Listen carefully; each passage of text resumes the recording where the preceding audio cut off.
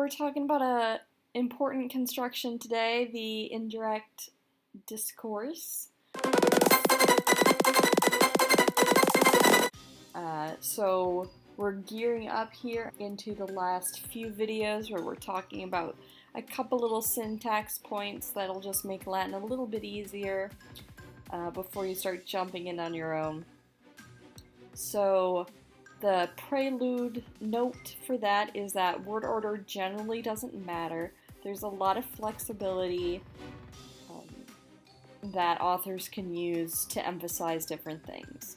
The basic structure is subject, object, verb, so verb at the end of the sentence.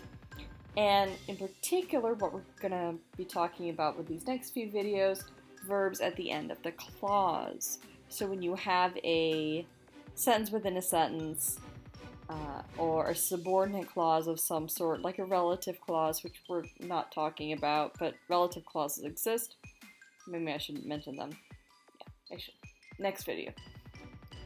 You'll have the verb at the end, just so the listener/reader will know, okay, that clause ends there, now we're going back to the main structure or a different point. So, indirect statement is when you have a verb of the head, you're thinking, you're speaking, you're hearing, you're seeing, that something happens. That's how we say it in English. We use the word that and then a simple indicative statement. In Latin, there's no word for that, but the subject and verb for that indirect statement goes into accusative and infinitive. So instead of the subject of the indirect statement being nominative, it's accusative.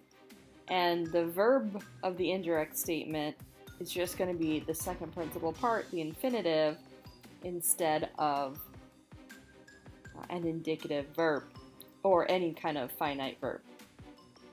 There are 3 different tenses of infinitive, so you can have a present, perfect, or a future infinitive, just depending on what the statement is and what the main verb is. I said that he had done that versus I said that he will do that, or I was saying that he was going to.